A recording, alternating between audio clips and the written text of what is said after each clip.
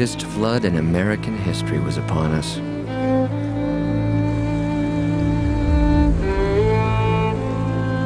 We did not see our lands again for 4 months. Will Percy, 1927.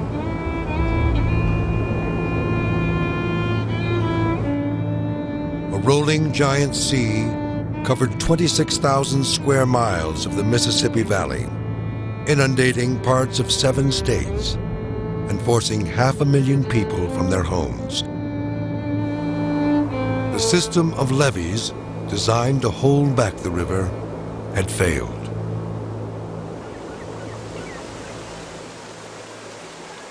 Unlike the barren Colorado, the Mississippi is lush and inviting. But it is difficult to control and impossible to predict. Its bed was not etched from rock, but set in sand and clay, its muddy course changing almost whimsically. The largest river in North America, the lower Mississippi is the main stem of a 15,000-mile system that drains nearly half the continental United States into the Gulf of Mexico.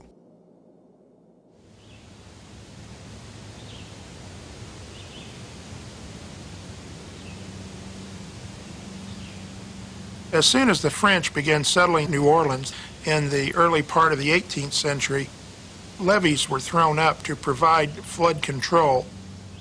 And it was common knowledge that for anyone to live within the alluvial valley of the Mississippi River, levees would have to be built. The people who lived along the river were responsible for constructing the levees themselves. And the early levees were 6 feet to 9 feet high, so that if you granted the land along the river to agricultural users, it was in their best interest to construct the levee, and they had to maintain the levee as well. However, these early levees were not reliable. Great floods frequently came that devastated this more primitive levee system, and a kind of pall of dread and fear hung over the valley for many centuries. Local officials begged Washington for help. And in 1917, the federal government ordered the Army Corps of Engineers to take action. The Corps had developed a philosophy and an approach to flood control that levees only were the way to control the Mississippi, that the great floods could be passed to the Gulf of Mexico through these structures. It took 10 years for the Corps to complete the levees-only project. The new levees were 40 feet tall and 100 feet wide, extending for 1,000 miles on both sides of the river. According to the levees-only theory, you wanted actually to increase the water in the river, because the more water in the river, the faster the current is going to move, which is true. And the faster the current was going to move, then the more it was going to scour out the bottom of the river, which is also true. The problem is, it's not going to increase the scour enough to accommodate the enormous increase in water in a great flood. There was great hubris involved when you think of these engineers just standing on the banks of the river and looking at its great hydraulic forces and believing that they could control it. There was great confidence in the levee system. The Corps really felt the river was under control and shackled, in effect.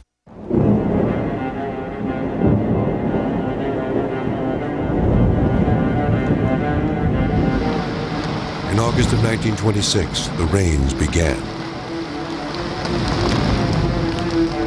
They lasted for 8 months. The river rose to record heights.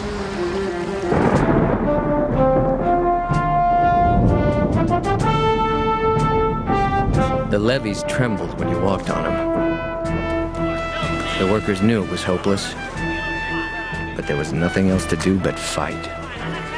Will Percy. The water was near the top of the levees for a long period of time. So everyone was in a state of quite a bit of agitation because no one knew where the levee might fail.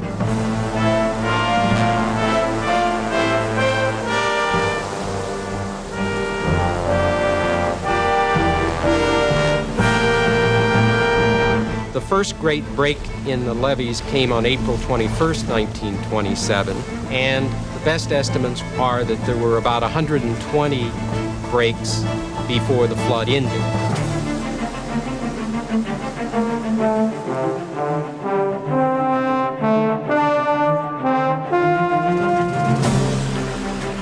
When there's a break, it's not simply the water flowing over the top of the levee, as if it were overflowing a bathtub. What you get is tremendous turbulence, unbelievable forces at work, and the river will gouge out a hole in the earth. It would just take acres of the riverbank in one shot.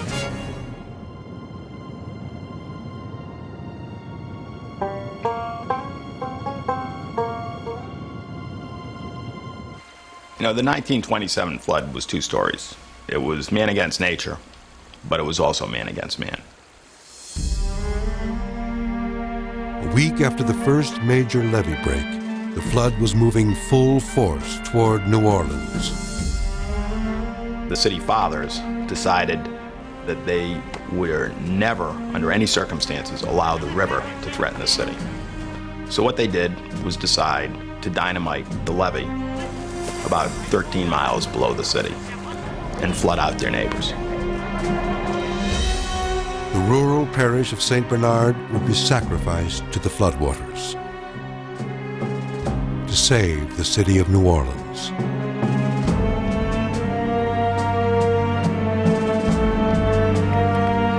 For a day or two, it looked like the Civil War, with the angry farmers guarding their dikes with shotguns to the battle cry of "To hell with New Orleans."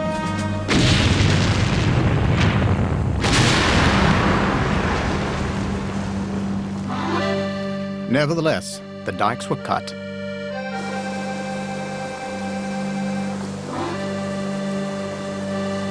"4,000 people were made homeless.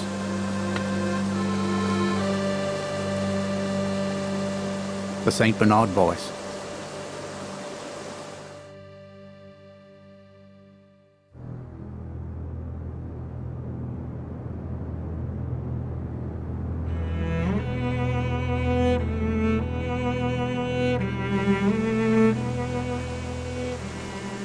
The turmoil ceased and a great quiet settled down.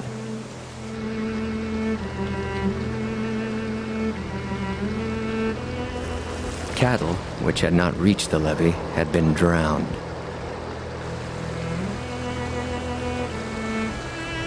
Those in one-story houses had taken to the roofs and the trees. Over everything was silence, deadlier because of the strange, cold sound of the currents, gnawing at foundations, hissing against walls, creaming and clawing over obstructions. Will Percy.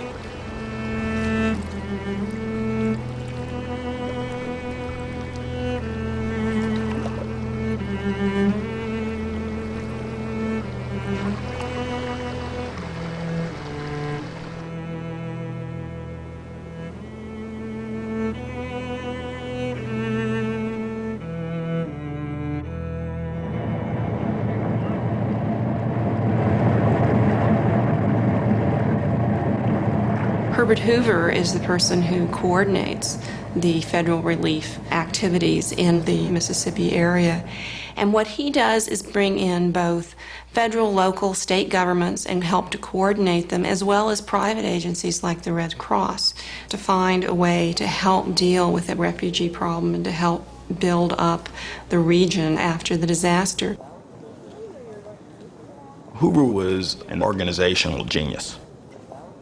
He knew how to cut red tape, he knew how to get things done, and well in advance he would get predictions of where levees might break And he would send orders to a local Red Cross committee and set up a refugee camp for 15,000 people. There is a solution to every engineering problem.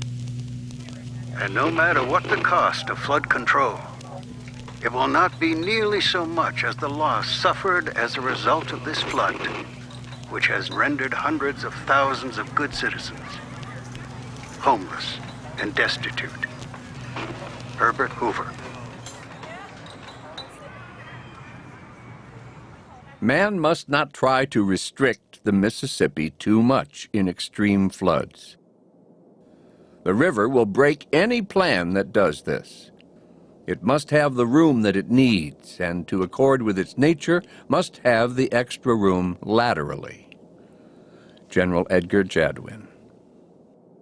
Jadwin was the chief of engineers at this time, and he visited the lower Mississippi Valley on a number of occasions with Herbert Hoover, and it was he that crafted the comprehensive plan for flood control in the lower Mississippi Valley. The central part of the plan would be the creation of floodways, outlets that would allow the river to flow onto the land at critical points. During flood season and high water, this new approach would, in theory, reduce the pressure on the levee system and keep the river under control.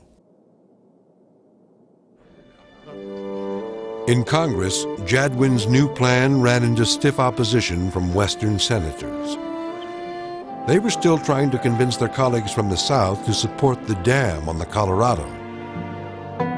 Southern senators bitterly opposed the dam as a wasteful gift of public money to the West.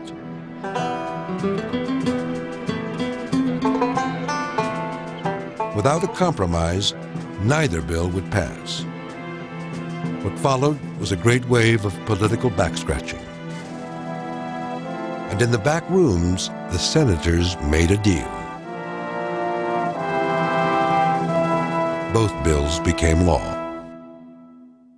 The two projects are a convenient way of looking at the shift that we will see increasingly in the 20th century as the federal government takes on more responsibility for planning public projects and helping to finance them.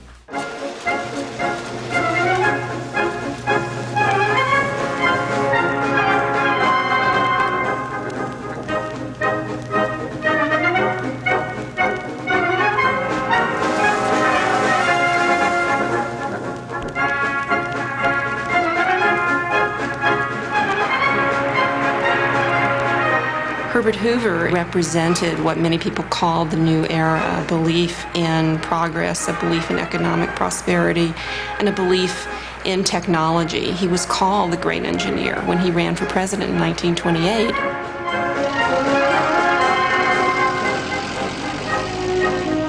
I don't think there's any doubt but that the 27 flood made Herbert Hoover president of the United States. He believed in the media. And he had a tremendous press operation. Not that he didn't. He did a great job in the flood. But he made sure that his name was on the front pages every day. In the middle of the flood, he turned to a friend and said, "I shall be the nominee. It's nearly inevitable."